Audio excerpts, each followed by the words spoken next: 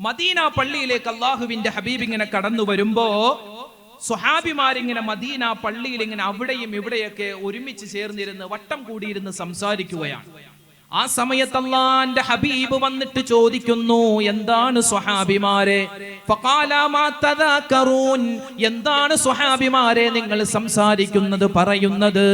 ഖാലൂ, ഞങ്ങൾ പറയുകയാണ് നബിയേ, നദ്കുറുസ്സാഅ, ഞങ്ങൾ ഖിയാമത്ത് നാളിനെ പറ്റി ചർച്ച ചെയ്യുകയാണ്, അന്ത്യനാളിനെ പറ്റി ചർച്ച ചെയ്യുകയാണ്, ലോക അവസാനത്തെ പറ്റി ചർച്ച ചെയ്യുകയാണ്, അതിന്റെ ഭീകരമായ അവസ്ഥകൾ ഞങ്ങൾ പറയുകയാണ്. ആ സമയത്ത് അല്ലാഹുവിന്റെ ഹബീബ് സല്ലല്ലാഹു അലൈഹി വസല്ലമ തങ്ങൾ പറയുന്നു, ഹാദാ അംറുൻ അളീം, നിങ്ങൾ ചർച്ച ചെയ്യുന്നത് വല്ലാത്ത ഒരു വിഷയമാണല്ലോ, വല്ലാത്ത ഒരു സംഭവമാണല്ലോ, എത്ര പറഞ്ഞാലും തീരാത്ത കാര്യമാണല്ലോ നിങ്ങൾ ചർച്ച ചെയ്യുന്നതെന്ന് അല്ലാഹുവിന്റെ ഹബീബ് സ്വഹാബിമാരോട് പറയുകയാണ്. ലോക അവസാനം, ഖിയാമത്ത് നാൾ, ലോക അവസാനത്തിന്റെ ഖിയാമത്ത് നാളിന്റെ ചെറുതും വലുതുമായ നിരവധി അടയാളങ്ങളുണ്ട്. ആ അടയാളങ്ങൾ വിശുദ്ധമായ ഖുർആനിൽ നിന്നും ഹദീസുകളിൽ നിന്നും മറ്റ് കിതാബുകളിൽ നിന്നെല്ലാം നമ്മൾ കൂട്ടിയോജിപ്പിച്ചാൽ ഏകദേശം 500-ലധികം കാര്യങ്ങൾ നമുക്ക് പറയാൻ പറ്റും. ഖിയാമത്ത് നാളിന്റെ അടയാളം 500-ലധികം കാര്യങ്ങൾ നമുക്ക് പറയാൻ പറ്റും. നമുക്ക് നോക്കാം, എന്നാണ് ഖിയാമത്ത് നാൾ, എന്താണ് ഖിയാമത്ത് നാൾ, എങ്ങനെയാണ് ഖിയാമത്ത് നാൾ, വിശദമായി നമുക്കൊന്ന് ചെറുതായി ഒന്ന് പരിചയപ്പെടാം.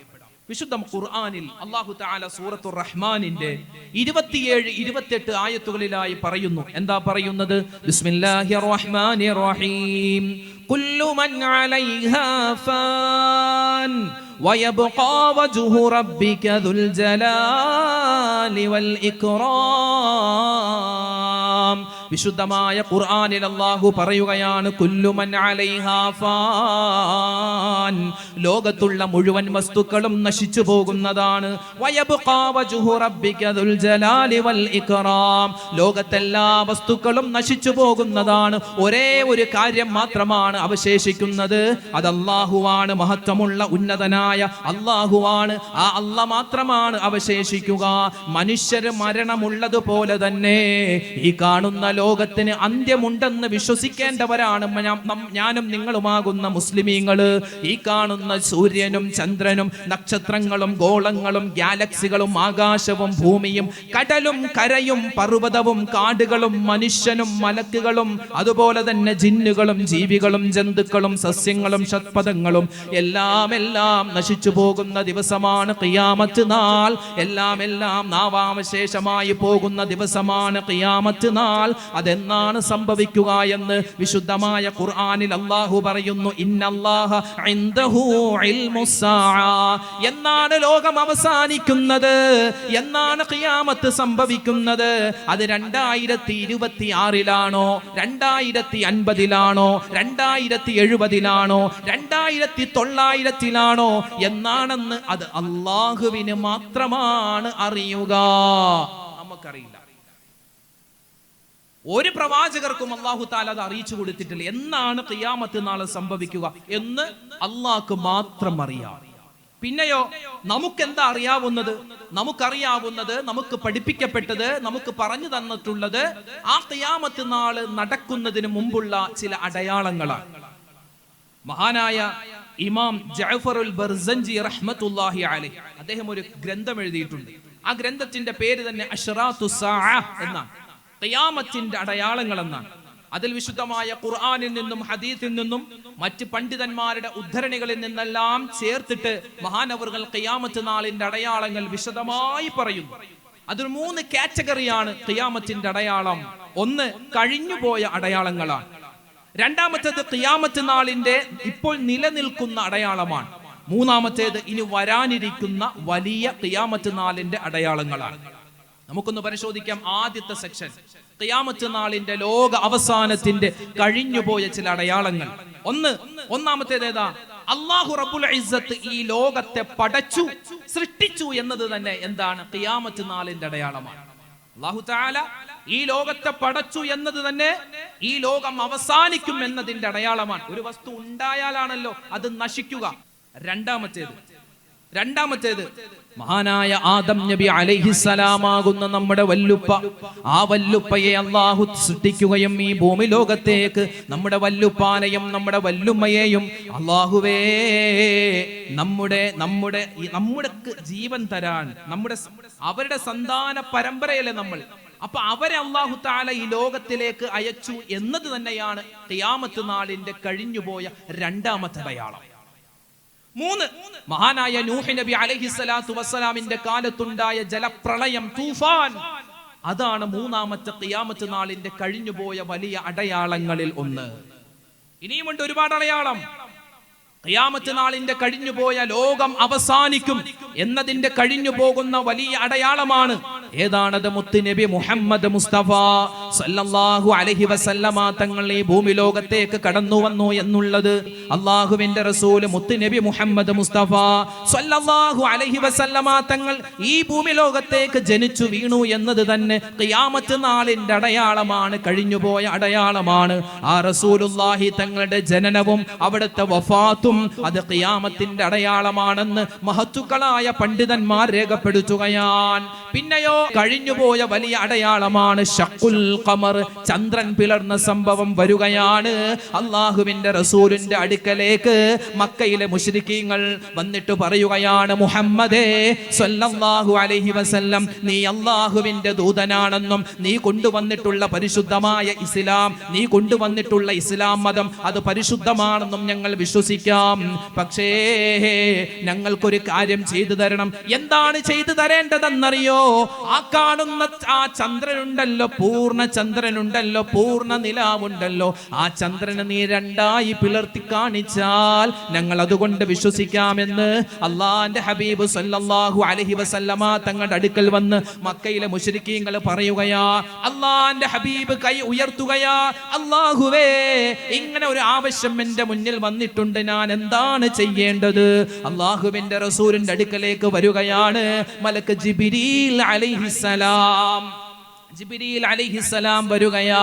വന്നിട്ട് പറയുന്നു, നബിയേ അല്ലാഹു തആല പറയുകയാ, നിങ്ങളുടെ മുസബ്ബഹ വിരലുണ്ടല്ലോ, നിങ്ങളുടെ ചൂണ്ടു വിരലുണ്ടല്ലോ, ആ വിരലൊന്നെടുത്ത് നിങ്ങൾ ആംഗ്യം കാണിക്കണം നബിയേ. ആ ചന്ദ്രൻ രണ്ടായി പിളരുന്നതാണ് വിശുദ്ധമായ ഖുർആനിൽ സൂറത്തുൽ ഖമർ. ആ ഖമർ സൂറത്തിന്റെ 1, 2 ആയത്തുകൾ തന്നെ പറയുന്നത് ആ സംഭവമാണല്ലോ. ഇഖ്തറബത്തിസ് സാഅതു വൻശഖൽ ഖമർ, അന്ത്യനാള് അടുത്തിരിക്കുകയാ, ഖിയാമത്തിദാ സംഭവിക്കാൻ ഒരുങ്ങുകയാ. അതിന്റെ അടയാളമാണ് ചന്ദ്രൻ രണ്ടായി പിളരുന്നത്. വഇയറൗ ആയതൻ യുഅ്രിദു വയഖൂലു സിഹ്റുൻ മുസ്തമിർ. എന്നിട്ടോ അല്ലാഹുവിന്റെ ഹബീബ് ഇങ്ങനെ ചന്ദ്രനെ രണ്ടായി പിളർത്തി കാണിക്കുന്നു. കൂടെയുള്ള ആളുകളെല്ലാം അമ്പരന്ന് നോക്കി നിൽക്കുന്നു. എന്നിട്ടോ അവർ വിശ്വസിച്ചില്ല. അവർ പറയുന്നു, മുഹമ്മദേ സ്വല്ലല്ലാഹു അലൈഹി വസല്ലം, ഇത് വെറും ഒരു കൺകെട്ട് വിദ്യയല്ലേ, ഇത് വെറും ഒരു മാജിക് അല്ലേ, ഇത് വെറും ഒരു സിഹ്റല്ലേ, അതുകൊണ്ട് ഞങ്ങൾ വിശ്വസിക്കില്ല. അവിടെയുള്ള ആരും വിശ്വസിച്ചില്ല. നബി സല്ലല്ലാഹു അലൈഹി വസല്ലമ തങ്ങളെ കൊണ്ട് ആ മക്കയിലെ മുശ്രിക്കീങ്ങൾ വിശ്വസിച്ചില്ല. നബി തങ്ങൾക്ക് വലിയ രൂപത്തിൽ വലിയ ആഗ്രഹിച്ചിരുന്നു, അല്ലാഹുവേ ഈ ജനങ്ങൾ ഇത് കാണുമ്പോൾ ഇസ്ലാമിലേക്ക് വരും. പക്ഷേ അവർ വിശ്വസിച്ചില്ല. ഇങ്ങനെയാണ് ഇന്നുമുണ്ടല്ലോ ഒരുപാട് ആളുകൾ പരിശുദ്ധമായ ഇസ്ലാമാണ് സത്യമെന്നും വിശുദ്ധ ഖുർആൻ സത്യമാണെന്നും മുത്ത് റസൂല് സത്യമാണെന്നും ഒക്കെ അറിയാം. എന്നിട്ടോ അവര് ദുനിയാവിന്റെ ലാഭത്തിന് വേണ്ടി, ദുനിയാവിന്റെ കൊതിക്ക് വേണ്ടി ഒരുപാട് ഇസ്ലാമിനെ വിമർശിക്കുന്ന ആളുകളുണ്ട്. അവരോട് പറഞ്ഞിട്ട് കാര്യമില്ല, നമ്മുടെ വിഷയം അതല്ല, അങ്ങോട്ട് കിടക്കുന്നില്ല. അപ്പോ അവിടെയുള്ള ആളുകൾ വിശ്വസിച്ചില്ല. പക്ഷെ ഒരാൾ കണ്ടു വിശ്വസിച്ചു. ആ ചന്ദ്രൻ പിളർന്ന സംഭവം കണ്ടിട്ട് ഒരാൾ വിശ്വസിച്ചു. ആരാ വിശ്വസിച്ചത്? നമ്മുടെ കേരളത്തിലുള്ള മലയാളിയായ ഒരാളാ വിശ്വസിച്ചത്. ആരാണത്? ചേരമാൻ പെരുമാൾ എന്ന പള്ളിബാണ പെരുമാൾ ചേരമാൻ പെരുമാൾ രാജാവ്. ഭക്ഷണം കഴിഞ്ഞ് രാത്രി കൊട്ടാരത്തിന്റെ മട്ടുപ്പാവൽ ഇങ്ങനെ ഉലാച്ചുകൊണ്ടിരിക്കുന്ന സമയത്ത് ആകാശത്തേക്ക് നോക്കുമ്പോ പൂർണ്ണചന്ദ്രൻ അത് രണ്ടായി പിളരുന്നു, വീണ്ടും ഒന്നിക്കുന്നു. അത്ഭുതം. ഓടി വന്നു തന്റെ ജ്യോത്സ്യന്മാരുടെ അടുക്കലേക്ക്. എന്താണ് ഇങ്ങനെ ഒരു സംഭവം കണ്ടല്ലോ? അവർ ഗണിച്ചു പറയുകയാണ്, അത് മക്ക എന്ന പ്രദേശത്ത് മുഹമ്മദ് എന്നൊരു പ്രവാചകർ വന്നിട്ടുണ്ട്, ആ പ്രവാചകരുടെ പണിയാണ് എന്നോ. അങ്ങനെയെങ്കിൽ എനിക്ക് ആ പ്രവാചകരെ കാണണം. പോയി പോയി പായ്ക്കപ്പലിൽ മാസങ്ങൾ സഞ്ചരിച്ചു പോയി. അള്ളാഹുവിന്റെ ഹബീബ് മുത്തുനബി മുഹമ്മദ് മുസ്തഫ തങ്ങളെ തന്റെ കണ്ണുകൾ കൊണ്ട് കണ്ടു. പള്ളിബാണ പെരുമാൾ താജുദ്ദീൻ എന്ന പേര് സ്വീകരിച്ചു, സ്വഹാബിയായി. 17-18 ദിവസം അവിടെ താമസിച്ചു. പോയപ്പോൾ സഞ്ചബീൽ കൊണ്ടുപോയി, ഇഞ്ചി കൊണ്ടുപോയി എന്നൊക്കെ നമുക്ക് വിശദമായി മറ്റ് കിതാബുകളിൽ കാണാൻ പറ്റും. ഒരുപാട് കിതാബുകളിൽ ആ ഒരു സംഭവമൊക്കെ പറഞ്ഞിട്ടുണ്ട്. എന്തുമാവട്ടെ, ഇന്നും അദ്ദേഹത്തിന്റെ ജനാസ അടക്കം ചെയ്യപ്പെട്ടിട്ടുള്ളത് ഒമാനിലെ സലാല എന്ന് പറയുന്ന സ്ഥലത്താണ്. ഒമാൻ എന്ന് പറഞ്ഞാൽ ഗൾഫ് കൺട്രിയാണ്, മരുഭൂമിയും ഒട്ടകമൊക്കെ ഉള്ള രാജ്യമാണ്. പക്ഷേ ഈ സലാല എന്ന് പറയുന്ന സ്ഥലത്ത് അവിടെ തനി കേരളമാണ്. നിങ്ങൾ പോയ ഉസ്താദുമാരൊക്കെ ഉണ്ടാകും, ആളുകളുണ്ടാകും. അവിടെ ചെന്നാൽ തനി കേരളം. നമ്മുടെ അടക്കയും വെറ്റിലയും തെങ്ങും വാഴയൊക്കെ ഉള്ള തനി കേരളമാണ്. എന്തേ? അല്ലാഹു തആല അദ്ദേഹത്തിനത് സ്വന്തം നാട് പോലെ ആക്കി കൊടുത്തതാവാം. പറഞ്ഞു വന്നത് ഖിയാമത്ത് നാൾ ലോക അവസാനത്തിന്റെ കഴിഞ്ഞുപോയ അടയാളങ്ങളാണ്. ഇനിയും ഒരുപാട് അടയാളങ്ങൾ പറയാനുണ്ട്. തൽക്കാലം നമ്മൾ ഇവിടെ നിർത്തുകയാ. നബി സല്ലല്ലാഹു അലൈഹി വസല്ലമ തങ്ങളുടെ ഹദീസുകൾ നോക്കിയാൽ ഖിയാമത്ത് നാളിന്റെ അടയാളങ്ങളിൽ, ലോക അവസാനത്തിന്റെ അടയാളങ്ങളിൽ ഇപ്പൊ നിലനിൽക്കുന്ന അടയാളമാണ് ഏറ്റവും കൂടുതലായിട്ടുള്ളതെന്നാണ്.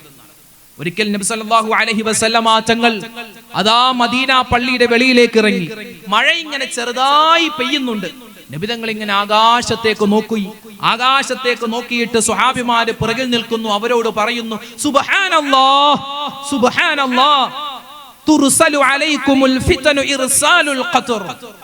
ഈ മഴ ഇങ്ങനെ പെയ്യുന്നത് പോലെ, മഴത്തുള്ളികൾ ആകാശത്ത് നിന്നും ഭൂമിയിലേക്ക് ഇറങ്ങുന്നത് പോലെ അതാ വരുന്നുണ്ട്, ഫിത്നകൾ വരുന്നുണ്ട്, പ്രശ്നങ്ങൾ വരുന്നുണ്ട്, പ്രയാസങ്ങൾ എന്റെ ഉമ്മത്തിന്റെ മേൽ വരുന്നുണ്ട്. സ്വഹാബിമാരോ ചോദിക്കുകയാണ്, നബിയെ നിങ്ങൾ എന്താണ് പറയുന്നത്, മനസ്സിലാകുന്നില്ല. ആ സമയത്ത് അല്ലാഹുവിന്റെ ഹബീബ് പറയുകയാ, ലാ തഖൂമുസ് സാഅതു ഇല്ലാ അലാ ശിറാരിൽ ഖൽഖ്. സ്വഹാബാ, ഈ പരിശുദ്ധമായ വിശുദ്ധമായ ഇസ്ലാം ഉണ്ടല്ലോ, ആ ഇസ്ലാമിന് വളരാൻ പോവുകയാ, ഇസ്ലാം വളരാൻ പോവുകയാ. അതോടൊപ്പം തന്നെ വളരുന്ന മറ്റൊരു ഷർറുണ്ട്, മറ്റൊരു കാര്യമുണ്ട്. ഈ ലോകം അവസാനിക്കാൻ പോകുന്നു. അതിനു മുമ്പുള്ള ഒരു അടയാളം ഞാൻ പറഞ്ഞു തരട്ടെ. ഇല്ലാ അലാ ശിറാരിൽ ഖൽഖ്. മോശത്തരങ്ങൾ വളരാൻ പോവുകയാ, മോശത്തരങ്ങൾ വളരാൻ പോവുകയാണ്. വൃത്തികേടുകൾ കൂടുകയാണ്, അധാർമികത അധികരിക്കുകയാണ്. കൊലപാതകവും കലാപവും കവർച്ചയും കൊള്ളയടിയും പലിശയും ചൂതാട്ടവും മദ്യപാനവും ആത്മഹത്യയും പറ്റിക്കലും ചതിക്കലും വഞ്ചനയും പീഡനങ്ങളും അശ്ലീലങ്ങളും മയക്കുമരുന്നും എല്ലാം അധികരിക്കുന്ന ഒരു കാലഘട്ടം വരാൻ പോവുകയാണ് സ്വഹാബത്തെ. അങ്ങനെ അധികരിക്കുന്നത് കണ്ടാൽ ലാ തഖൂമുസ് സാഅ, ഖിയാമത്ത് നാൾ സംഭവിക്കില്ല. അതുപോലെ ഒരുപാട് പ്രശ്നങ്ങൾ എൻ്റെ ഉമ്മത്തിന്റെ മേൽ പെയ്തിറങ്ങുന്ന കാലം വരെ, അതായത് റസൂലുള്ളാഹി തങ്ങൾ പറഞ്ഞ ആ മുഴുവൻ ശിറാറുകളും മുഴുവൻ അപകടങ്ങളും മുഴുവൻ തെറ്റുകളും ഇന്ന് പെരുകുന്ന കാലത്താണ് ഞാനും നിങ്ങളും ജീവിച്ചു കൊണ്ടിരിക്കുന്നത്. ലോകത്തിന്റെ വിവിധ സ്ഥലങ്ങളിൽ എത്രയോ മോശത്തരങ്ങളാണ് നടക്കുന്നത്, ഹറാമുകളാണ് നടക്കുന്നത്, വേണ്ടാത്തരങ്ങളാണ് നടക്കുന്നത്, എത്രയോ പോക്രിത്തരങ്ങളാണ് നടക്കുന്നത്, എത്രയോ മോശത്തരങ്ങളാണ് നടക്കുന്നത്. ഇതാണ് അള്ളാഹുവിന്റെ ഹബീബ് പറഞ്ഞത്. അതാ ഖിയാമത്ത് നാൾ സംഭവിക്കാൻ ഇനി അധികം താമസമില്ല. കാരണം എൻ്റെ ഉമ്മത്ത് എല്ലാ തരത്തിലുള്ള മോശത്തരങ്ങളിലേക്കും പോകുന്നതാണ്. ആർക്കും നല്ലത് പറയാനുണ്ടാവില്ല, മോശത്തരങ്ങൾ മാത്രം പറയുന്ന ഒരു കാലഘട്ടം വരും. അന്നാണ് ഖിയാമത്ത് നാൾ സംഭവിക്കുക എന്ന് ആദരവായ റസൂലുള്ളാഹി സ്വല്ലല്ലാഹു അലൈഹി വസല്ലമ തങ്ങൾ പറയുകയാണ്. പിന്നെയോ വീണ്ടും റസൂലുള്ളാഹി തങ്ങൾ പറയുന്നു, ലാ തഖൂമുസ് സാഅ, ഖിയാമത്ത് നാൾ സംഭവിക്കുകയില്ല. ഹത്താ യക്തുറുൽ ഹർജ്, ഹർജ് അധികരിക്കുന്നത് വരെ. ഖാലൂ, സ്വഹാബിമാര് ചോദിക്കുന്നു, വമൽ ഹർജു യാ റസൂലല്ലാഹ്, എന്താണ് നബിയെ ഈ ഹർജ് എന്ന് പറഞ്ഞാൽ ഞങ്ങൾക്ക് മനസ്സിലായില്ല. വമൽ ഹർജു യാ റസൂലല്ലാഹ് ഖാല അൽ ഖത്ലു, അൽ ഖത്ലു, അൽ കൊലപാതകമാണ്, കൊലപാതകമാണ്, കൊല്ലലാണ്, കൊലപാതകം അധികരിക്കും. അല്ലാഹുവിന്റെ ഹബീബ് നിർത്തുന്നില്ല, വീണ്ടും പറയുകയാ, ഇന്ന മിൻ അശ്റാത്തിസ് സാഅ, ഖിയാമത്ത് നാളിന്റെ അടയാളത്തിൽപ്പെട്ടതാണ് വയക്തുറു സിനാ വയക്തുറു ശുറുബുൽ ഖംർ തദുഹുറൽ ഫഹ്ശു വത്തഫാഹുഷ്. തെറ്റ് അധികരിക്കുമെന്നല്ല നബി പറഞ്ഞത്, തെറ്റ് അധികരിക്കും, അതൊക്കെ. പക്ഷെ തെറ്റ് അധികരിക്കുമ്പോൾ അത് പരസ്യമായി അധികരിക്കുമെന്നാണ്, പരസ്യമായി അധികരിക്കും. കൊലപാതകം നടു റോട്ടിൽ വെച്ച് കൊല്ലുകയാണ്, നടു റോട്ടിലാണ് കൊലപാതകം. അശ്ലീലം, അതുപോലെ മോശത്തരം പറയുക, ചെയ്യുക, കള്ളു കുടിക്കുക, കവർച്ച ചെയ്യുക, മോഷണം നടത്തുക, എല്ലാം പരസ്യമായിട്ടാണ്. അങ്ങനെ ഒരു കാലഘട്ടം വരുമെന്ന് നബി തങ്ങൾ പറഞ്ഞു. ആ കാലത്താണ് ഞാനും നിങ്ങളും. അള്ളാന്റെ ഹബീബ് വീണ്ടും പറയുന്നു,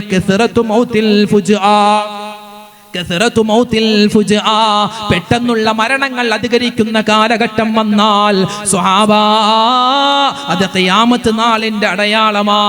വീണ്ടും റസൂലുള്ളാഹി തങ്ങൾ പറയുന്നു, എന്താ? നബി തങ്ങൾ വീണ്ടും പറയുന്നു, ലാ തഖൂമുസ്സാഅ തഊദു അർദുൽ അറബി ബുറൂജൻ വ അൻഹാറാ. അറബ് രാജ്യങ്ങളുണ്ടല്ലോ, മരുഭൂമി രാജ്യങ്ങൾ, അറബ് രാജ്യങ്ങൾ. ആ അറബ് രാജ്യങ്ങളിൽ സസ്യങ്ങൾ മുളക്കുന്നതാണ്, പച്ചപ്പുണ്ടാകുന്നതാണ്, നദികൾ ഒഴുകുന്നതാണ്. ഇന്നിപ്പോ നമ്മൾ സൗദിയിലും ബഹ്റൈനിലും ഒക്കെ ചെന്ന് നോക്കിയാൽ എത്രയോ ഗൾഫ് രാജ്യങ്ങളിൽ ഗ്രീൻ സിറ്റികൾ ഒരുപാടുണ്ട്. അവിടെ സത്യം പറഞ്ഞാൽ ഒരു പുല്ലുപോലും മുളക്കില്ല. ഇവർ ആർട്ടിഫിഷ്യലായി ഒരുപാട് കാര്യങ്ങൾ ചെയ്ത് നദികൾ ഉണ്ടാക്കിയിട്ടുണ്ട്. നമുക്ക് ജന്മനാ പടച്ചോൻ നമുക്ക് കേരളത്തിൽ എന്ത് കൊടുത്തിട്ടുണ്ട്? പച്ചപ്പ് കൊടുത്തിട്ടുണ്ട്. എന്നാൽ ഗൾഫ് രാജ്യങ്ങളിൽ ഭൂരിപക്ഷവും പച്ചപ്പില്ല. എന്നാൽ അവർ ആർട്ടിഫിഷ്യലായി കേരളത്തെക്കാൾ സുന്ദരമായി മനോഹരമായി ഒരുപാട് പച്ചപ്പുകൾ ഉണ്ടാക്കി. ഇത് റസൂലുള്ളാഹി തങ്ങൾ പറഞ്ഞതാ 15 നൂറ്റാണ്ടുകൾക്ക് മുമ്പ്. ഗ്രീൻ സിറ്റികൾ കൂടുന്നു. തബൂക്ക്, അല്ലൈൻ, ത്വായിഫ്, അബഹ, അൽ ജസീം, ബുറൈദ, സാജർ തുടങ്ങിയ സ്ഥലങ്ങളൊക്കെ ചെന്ന് നോക്കിയാൽ അതൊക്കെ ഗ്രീൻ വില്ലേജായി മാറ്റപ്പെട്ടിരിക്കുകയാണ്. ഇങ്ങനെ എത്രയോ അടയാളങ്ങൾ റസൂലുള്ളാഹി തങ്ങൾ പറയുന്നു. അതൊക്കെ സത്യമാണ്, അതൊക്കെ സത്യമായി കൊണ്ടിരിക്കുകയാണ്. ഇനി പറയാനുള്ളത് ഖിയാമത്ത് നാളിന്റെ വരാനിരിക്കുന്ന വലിയ അടയാളങ്ങളാ. ആ വലിയ അടയാളങ്ങളിലേക്ക് കടക്കുന്നതിന് മുമ്പ് ഖിയാമത്തിന്റെ ഈ ചെറിയ അടയാളങ്ങളുണ്ടല്ലോ, ഇപ്പോഴുള്ള ഈ വലിയ പ്രശ്നങ്ങളുണ്ടല്ലോ, പ്രതിസന്ധികളുണ്ടല്ലോ, ഈ പ്രശ്നങ്ങളും പ്രതിസന്ധികളും എല്ലാം ഉണ്ടാകുമ്പോ ഈ പ്രശ്നങ്ങളിലൂടെ വലിയ അടയാളത്തിലേക്ക് കടക്കുന്നത് എങ്ങനെയെന്നറിയോ? അത് മഹാനായ ഇമാം മഹ്ദി റളിയല്ലാഹു തആല അൻഹുവിന്റെ വരവോടുകൂടിയാണ്. അത് മഹാനായ ഇമാം മഹ്ദിയുണ്ടല്ലോ, ലോക അവസാനത്തിന്റെ അടയാളത്തിൽ പെട്ടതാണ്. ഇന്ന് നടക്കുന്ന യുദ്ധങ്ങളുണ്ടല്ലോ, അതുപോലെ മുസ്ലിം സമുദായം ഫലസ്തീനിലും ഗസയിലും അനുഭവിക്കുന്ന ഒരുപാട് പ്രശ്നങ്ങളും പ്രതിസന്ധികളും ഉണ്ടല്ലോ. ആസാമിലേക്ക് ചെന്നാൽ, ബംഗാളിലേക്ക് ചെന്നാൽ, ഹരിയാനയിലേക്ക് ചെന്നാൽ, കർണാടകയിലേക്ക് ചെന്നാൽ എത്രയോ മുസ്ലിം കുടുംബത്തെയാണ്, എത്രയോ മുസ്ലിം ചെറുപ്പക്കാരെയാണ്, എത്രയോ മുസ്ലിം പേരുകാരെയാണ് ചവിട്ടിക്കൊല്ലുന്നത്, അടിച്ചു കൊല്ലുന്നത്, തീ കൊളുത്തി കൊല്ലുന്നത്. ഇതെല്ലാം ലോക അവസാനത്തിന്റെ അടയാളത്തിൽ പെട്ടതാണെന്ന് നമുക്ക് പറയാൻ സാധിക്കും. കാരണം അല്ലാഹുവിന്റെ റസൂലിന്റെ ഹദീസിന്റെ ഒരു ആശയം ഞാൻ പറയട്ടെ. ലോകത്തിന്റെ വിവിധ സ്ഥലങ്ങളില്, ലോകത്തിന്റെ വിവിധ ഭാഗങ്ങളില് എന്റെ സമുദായത്തെ റസൂലുള്ളാഹി തങ്ങൾ പറയുന്നു, എന്റെ സമുദായത്തെ ഭക്ഷണ തളികയിലേക്ക് ആർത്തിയോടെ ആളുകൾ ഇങ്ങനെ കൈയിടുന്നത് പോലെ എന്റെ സമുദായത്തിന്റെ മേലിങ്ങനെ കൈയിടുന്നതാണ്. ഒരുപാട് പേരെ പീഡിപ്പിക്കപ്പെടുന്നതാ, ഒരുപാട് പേരെ ബുദ്ധിമുട്ടിലാക്കുന്നതാ, കൊന്നു കളയുന്നതാ, പട്ടിണിക്കിടുന്നതാ, അതുപോലെ തന്നെ ഒരുപാട് ദുരിതങ്ങൾ കൊടുക്കുന്നതാ. ഇന്ന് നമ്മൾ കണ്ണുകൊണ്ട് കാണുന്നതല്ലേ അതെല്ലാം. ഇതൊക്കെ നടക്കുന്ന കാലത്താണ്. ഇതിനേക്കാൾ ഒരുപാട് പ്രശ്നങ്ങൾ ഇനിയും വരാനുണ്ട്. ഇതൊക്കെ നടക്കുന്ന കാലത്താണ് അതാ നമ്മൾ കാത്തിരിക്കുന്ന മഹാനായ ഇമാം മഹ്ദി വരുന്നത്. ഇമാം മഹ്ദി വരുന്നത് ഷിയാക്കൾ പറയുന്നത് എന്താ? ഷിയാക്കൾ പറയുന്നത് മഹ്ദി ഇമാം അത് ഞങ്ങളുടെ ആളാണ്, ഷിയായിൽപ്പെട്ട ആളാണ് മഹ്ദി ഇമാം, അല്ലേ? സലാം യാ മഹ്ദി യാ വഅദന സ്വാദിഖ് യാ സാദിഖൽ വഅദി എന്ന് പറയുന്ന ഒരു പാട്ട് ഭയങ്കര വൈറലായിരുന്നു. ഈ ഫലസ്തീനികളെ, ഈ ഇസ്രായേൽ ഫലസ്തീനുമായിട്ടുള്ള ആ ഒരു പ്രശ്നമുണ്ടായ തുടക്ക സമയത്ത് നമ്മളൊക്കെ സ്റ്റാറ്റസ് ഇട്ടതാ, അല്ലേ? ഇമാം മഹ്ദി ദാ വരുന്നു, ഇപ്പൊ എത്തും അവിടെ എത്തിയെന്നൊക്കെ. പക്ഷെ മൂപ്പർ ഇപ്പൊന്നും വരൂല. ഇമാം മഹ്ദി വരാൻ സമയം ആകുന്നതേ ഉള്ളൂ. നമുക്ക് ഇമാം മഹ്ദിയെ പറ്റി പഠിക്കാം, അല്ലെ? ഖിയാമത്ത് നാളിന്റെ വലിയ അടയാളങ്ങളിലേക്ക് നമ്മൾ കടക്കുന്നു. നമ്മുടെ വിഷയം ഏകദേശം പകുതി കഴിഞ്ഞു, മുക്കാലാവാൻ പോവുകയാണ്. അതായത് ഖിയാമത്ത് നാളിന്റെ വലിയ അടയാളങ്ങളിലേക്ക്, ചെറിയ അടയാളങ്ങളിൽ നിന്നും വലിയ അടയാളങ്ങളിലേക്ക് കടക്കുന്ന ഒരു പാലമാണ് ഇമാം മഹ്ദി. ഇമാം മഹ്ദി അൽ മഹ്ദിയു മിൻ ഇത്റതി ഔലാദി ഫാത്തിമ. ആദരവായ റസൂലുള്ളാഹി സ്വല്ലല്ലാഹു അലൈഹി വസല്ലമ തങ്ങൾ പറയുന്നു, എന്റെ മകളാകുന്ന ഫാത്തിമ, ആ ഫാത്തിമയുടെ, എന്റെ മകളാകുന്ന ഫാത്തിമയുടെ സന്താന പരമ്പരയിലാണ് ഇമാം മഹ്ദി വരുന്നത്. മഹാനവകളുടെ പേരെന്താ?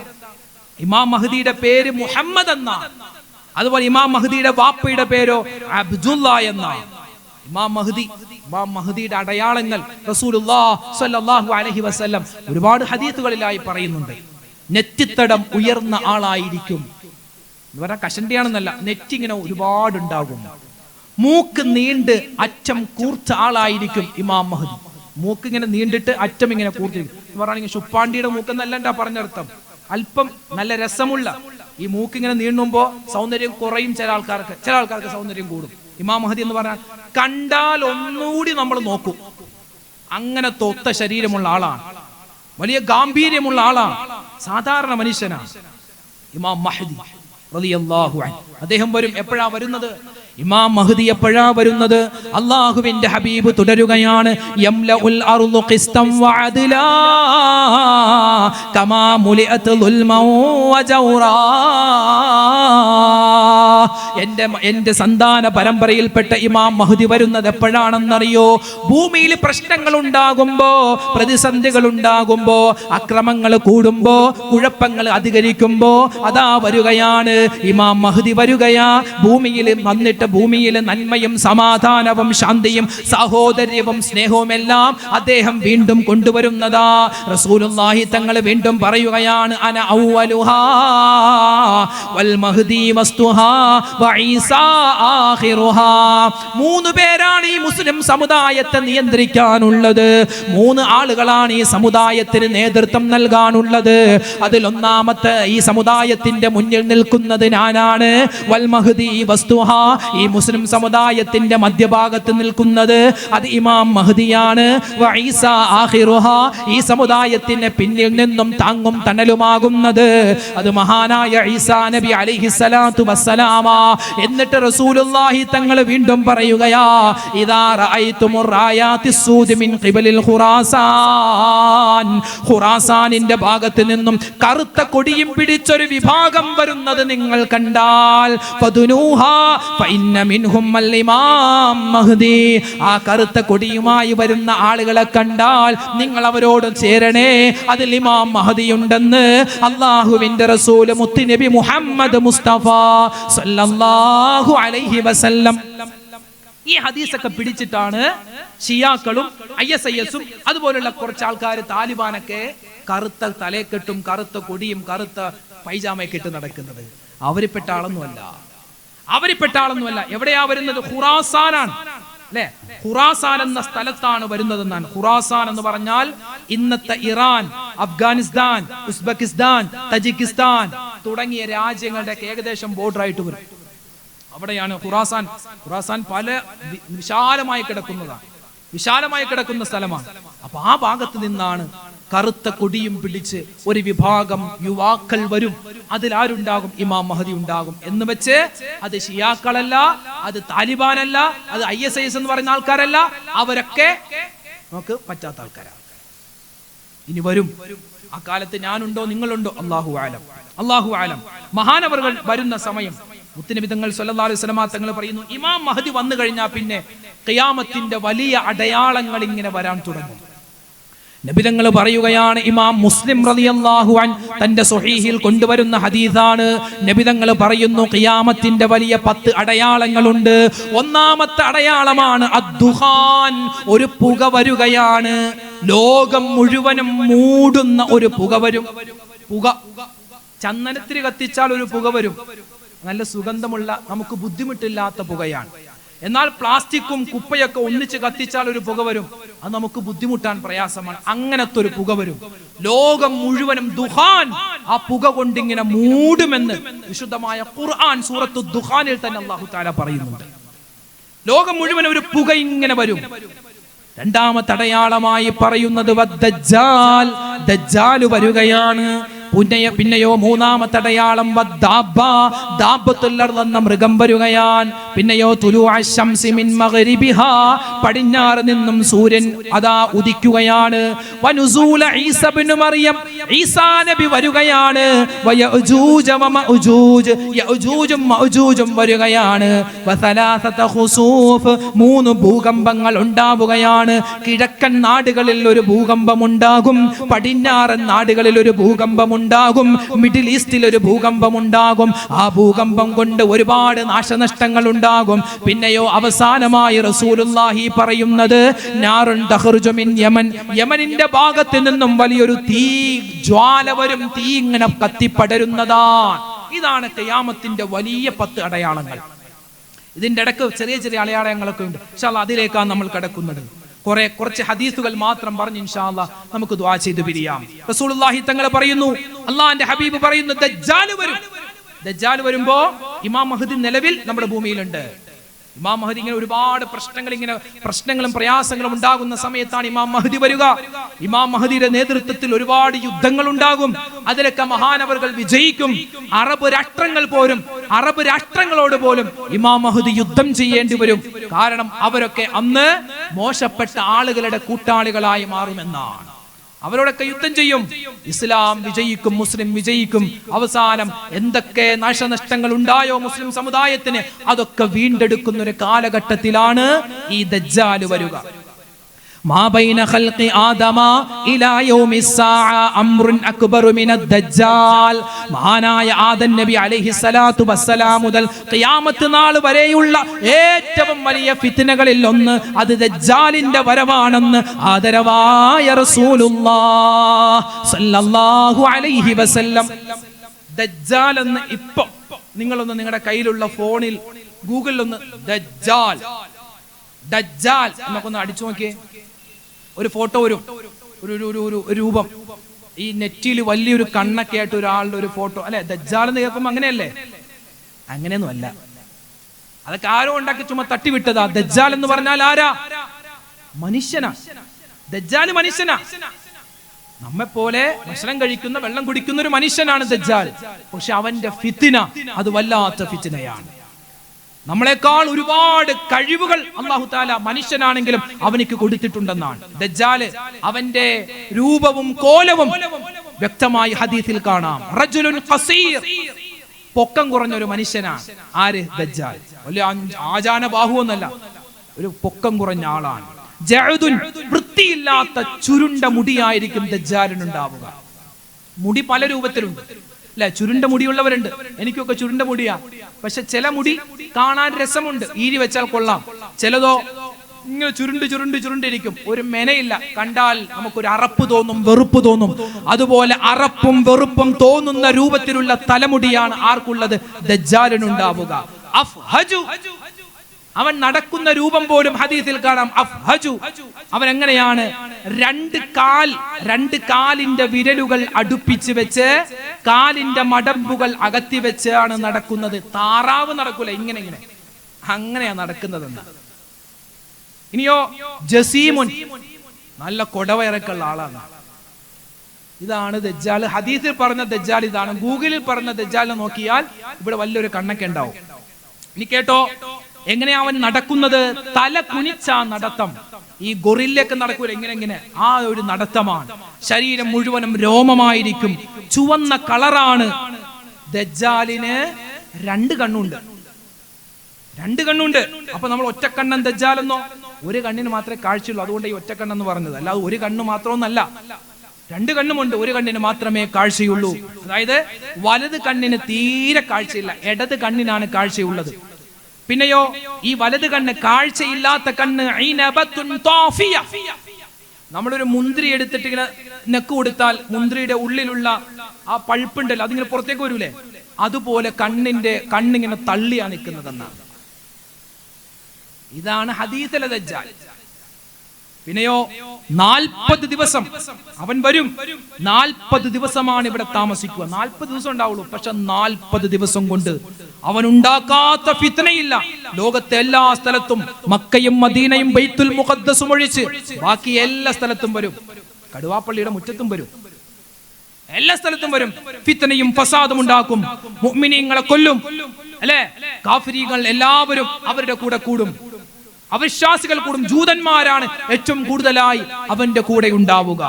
70,000 ജൂതന്മാർ സ്ഥിരമായ ഒരു സേനയായി അവന്റെ കൂടെ ഉണ്ടാകുമെന്ന് നമുക്ക് ഹദീസിൽ കാണാം. അങ്ങനെ ദജ്ജാൽ വലിയ പ്രശ്നങ്ങൾ ഉണ്ടാക്കും.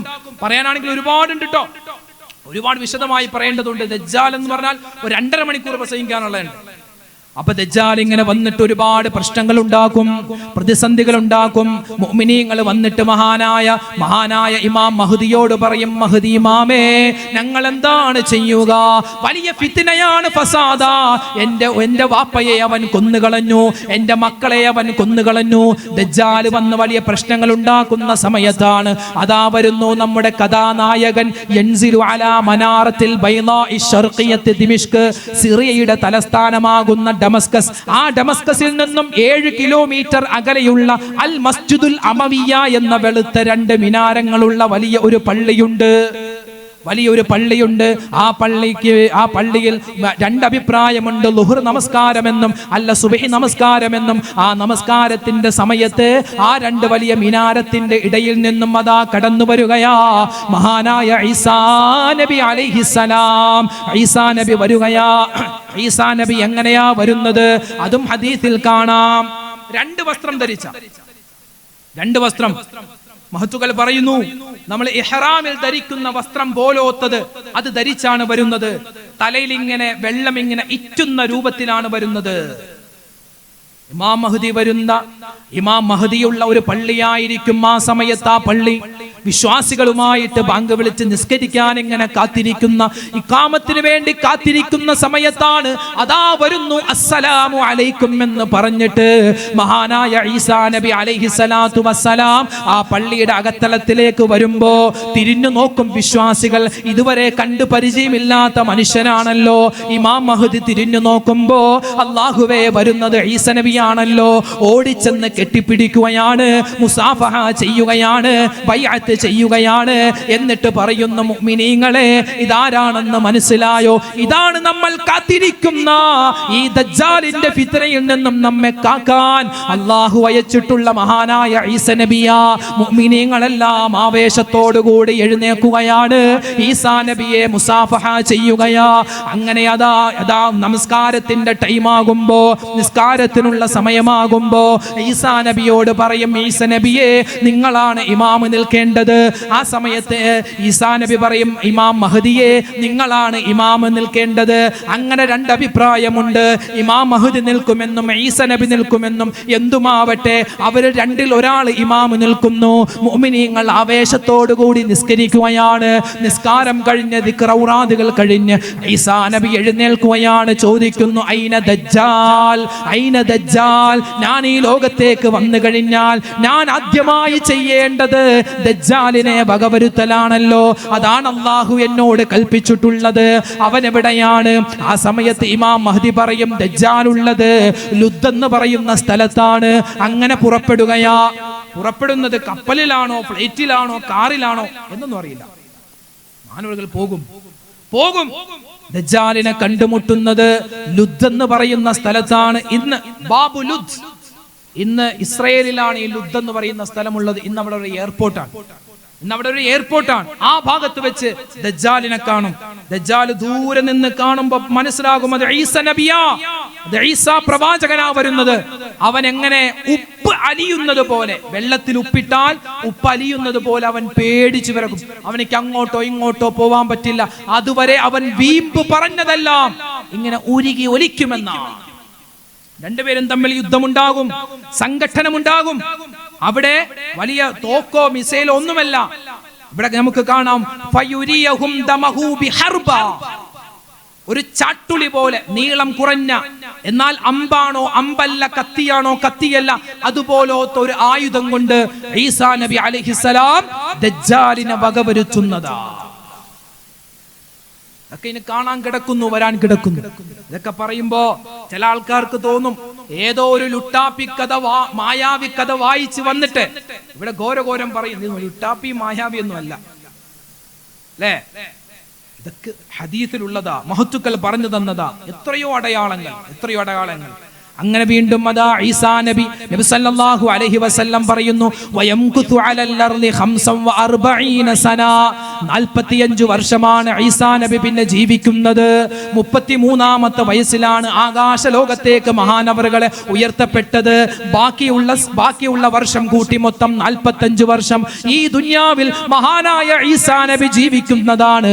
തുമ്മയമൂതു പിന്നീട് അദ്ദേഹം വഫാത്താകുന്നതാണ്. ഫയുദ്ഫനു മഈ വഅഖൂമു വഅനാ ഈസ ഇബ്നു മറിയം ഫീ ഖബ്രിൻ വാഹിദിൻ.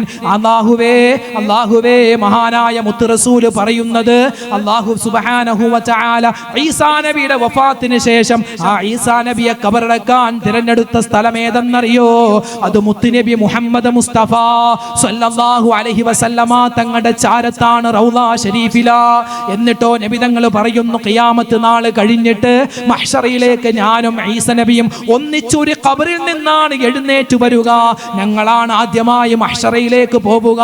അങ്ങനെ അതാ ഈസാ നബി അലൈഹി സ്വലാത്തു വസ്സലാം ഈ ലോകത്ത് ജീവിക്കുന്ന ഒരു ദിവസമാണ് മഹാനായ ജിബ്രീൽ അലൈഹി സ്വലാത്തു വസ്സലാം വന്നിട്ട് പറയുന്നത് എടാ ഈസ നബിയേ, നിങ്ങളും നിങ്ങളെ കൊണ്ട് വിശ്വസിച്ച ആളുകളും തൂരി സീനാ പർവ്വതത്തിലേക്ക് പോകണേ. കാരണം എന്തെന്നറിയോ? അതാ ഒരു വലിയ ഫിത്ന വരാനുണ്ട്, വലിയ ഒരു ഫസാദ് വരാനുണ്ട്. ഈസാ നബി ചോദിക്കും എന്ത് ഫിത്നയാണ്, എന്ത് ഫസാദാണ്? അത് യഅജൂജ് മഅജൂജ. അതാ വരുകയാണ് യഅജൂജ് മഅജൂജ്. അവര് വരുന്നു. അതാരാ? യഅജൂജ് വമഅജൂജ്, ഗോങ് ആൻഡ് മഗോങ് എന്നാണ് ഇംഗ്ലീഷിൽ പറയുക. ബൈബിളിൽ എസെക്കേൽ പുസ്തകത്തിൽ ഇവർ ആരാണെന്നൊക്കെ വ്യക്തമായി പറയുന്നുണ്ട്. ഇവരാരാ? ഈ യഅജൂജ് മഅജൂജ് എന്ന് പറയുന്നതും മനുഷ്യനാണ്. എല്ലാ ഫിത്നയും ഫസാദും ഈ മനുഷ്യനാണ്. ദജ്ജാലും മനുഷ്യനാണ്, യഅജൂജും മഅജൂജും മനുഷ്യനാണ്. മഹാനായ നൂഹ് നബി അലൈഹി സ്വലാത്തു വസ്സലാമിന് മൊത്തം 4 മക്കളുണ്ട്. അതിൽ 2 ഭാര്യമാരും 4 മക്കളുമുണ്ട്. ഒരു ഭാര്യയും ഒരു മകനുമാണ് വിശ്വസിച്ചത്, അവർ വിജയിച്ചു. പിന്നെയോ 3 മക്കളുണ്ട്. 1 സാം, 2 ഹാം, 3 യാഫിസ്. ഈ സാം എന്ന മകൻ, ആ മകനിൽ നിന്നാണ് മഹാനായ ഈ നൂഹ് നബി അലൈഹി സ്വലാത്തു വസ്സലാമിന് മൊത്തം 4 മക്കൾ, 2 ഭാര്യ 4 മക്കൾ. അതിൽ ഒരു ഭാര്യയും ഒരു മകനും വിശ്വസിച്ചില്ല. ബാക്കി ഒരു ഭാര്യയും 3 മക്കളുമാണ് വിശ്വസിച്ചത്. ആ 3 മക്കളിൽ സാമുണ്ട്, ഹാമുണ്ട്, യാഫിസ് ഉണ്ട്. ഈ സാം എന്ന മകന്റെ സന്താന പരമ്പരയാണ് അബുൽ അറബി വൽ അജം, അറബികളും യൂറോപ്യന്മാരും.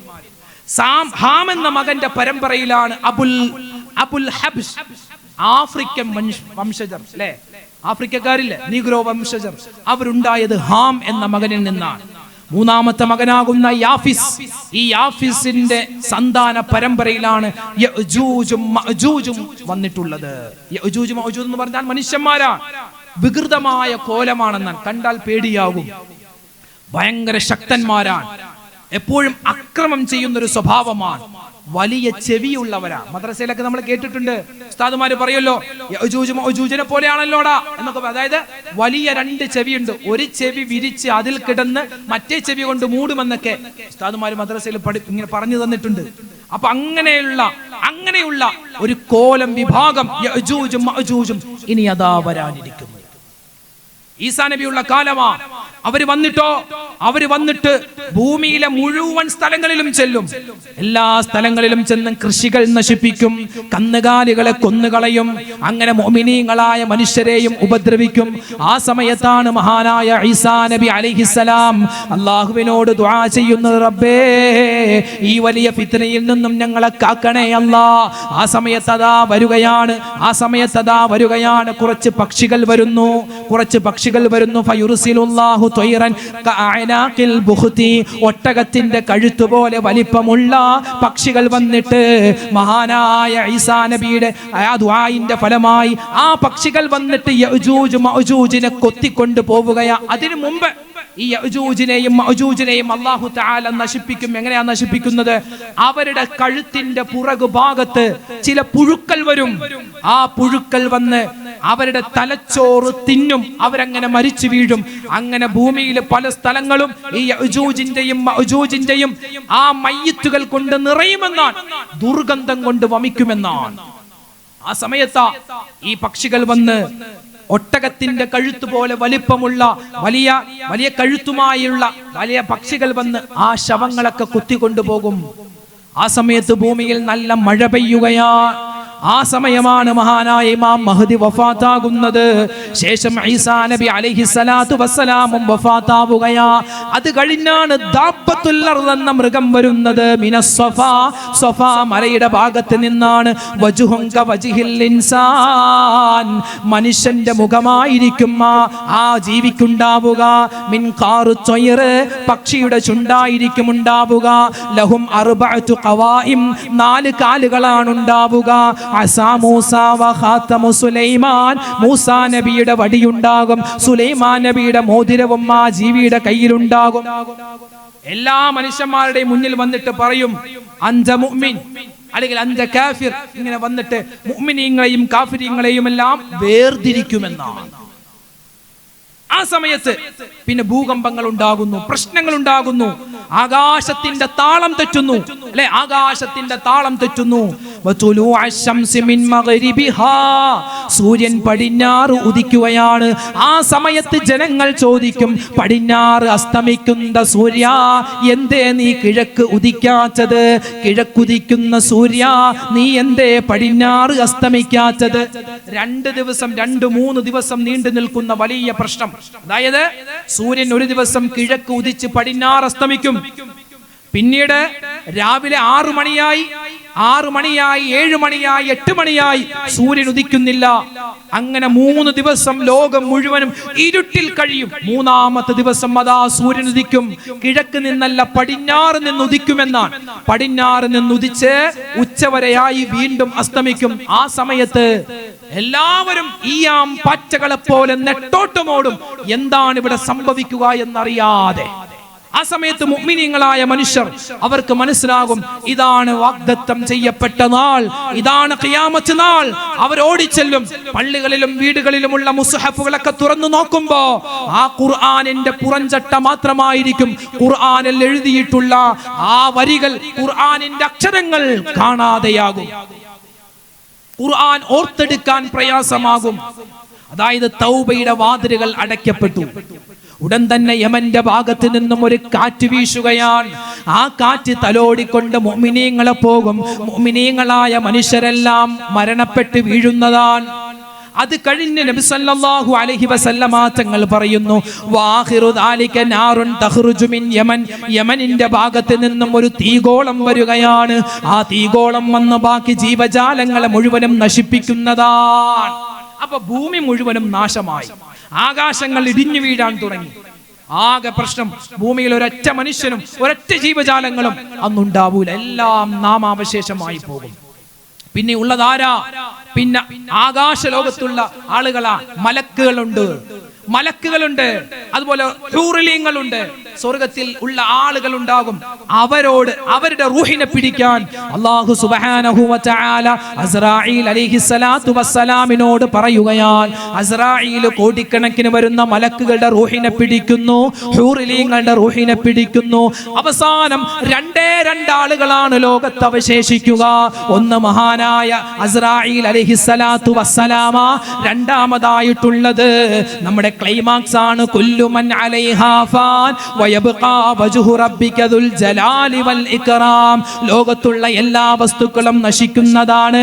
പിന്നെ ഉണ്ടാകുന്നത് അല്ലാഹ് മാത്രമാണ്. അല്ലാഹു അസ്റായീലിനോട് പറയും, അസ്റായീലേ, ഇനിയുള്ളത് നീ മാത്രമാണ്, നീ തന്നെ നിന്റെ റൂഹിനെ പിടിക്കണേ. അസ്റായീൽ അങ്ങനെ സ്വന്തം റൂഹിനെ വലിച്ചൂരുന്ന സമയത്ത് അസ്റായീൽ പറയും, അല്ലാഹുവേ, പടച്ച റബ്ബേ, ഇത്രമാത്രം റൂഹിനെ പിടിക്കുന്നതിന് വേദനയുണ്ടായിരുന്നെങ്കിൽ ലോകത്തൊരു മനുഷ്യന്റെയും ലോകത്തൊരു ജീവജാലങ്ങളുടെയും റൂഹിനെ ഞാൻ പിടിക്കില്ലായിരുന്നു അല്ലാ. അങ്ങനെ അതാ ലോകത്ത് അല്ലാഹു മാത്രമാണ് അവശേഷിക്കുന്നത്. ലോകം മുഴുവനും നശിച്ചു കിടക്കുകയാ. പിന്നീട് പടച്ചവൻ എപ്പോഴാണോ ഉദ്ദേശിക്കുന്നത് ആ സമയത്ത് അതാ ആദ്യമായി ജീവിപ്പിക്കുന്നത്, ജീവൻ കൊടുക്കുന്നത് മഹാനായ ഇസ്രാഫീൽ അലൈഹിസ്സലാത്തു വസ്സലാമിന. ഇസ്രാഫീൽ എന്ന മലക്കഥ എഴുന്നേൽക്കുന്നു, സൂർ എന്ന കാഹളത്തിൽ ഊതുന്നു, മരണപ്പെട്ടവർ ജീവിക്കുന്നു, മഹ്ശറിലേക്ക് അവർ പുറപ്പെടാൻ ഒരുങ്ങുന്നു. അതാ ആദ്യമായി ഖബറിൽ നിന്നും എഴുന്നേൽക്കുന്നത് മുത്തുനബി മുഹമ്മദ് മുസ്തഫ സ്വല്ലല്ലാഹു അലൈഹി വസല്ലമ തങ്ങളും മഹാനായ ഈസാ നബിയുമാണ്. അവർ രണ്ടുപേരുമാണ് ആദ്യമായി മഹ്ശറയിലേക്ക് പോകുന്നത്.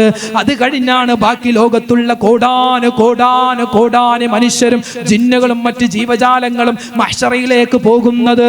ആ സമയത്താണ് അല്ലാഹുവിന്റെ ഹബീബ് പറയുന്നത്, ആ സമയം ഈ ഒരു സന്ദർഭത്തെ പറ്റിയാണ് റസൂലുള്ളാഹി തങ്ങൾ പറഞ്ഞു കൊടുത്തത്. സ്വഹാബിമാരെ, അതാ മഹ്ശറയിലേക്ക് ജനങ്ങൾ വരുന്നത് 12 വിഭാഗമായിട്ടാണ്.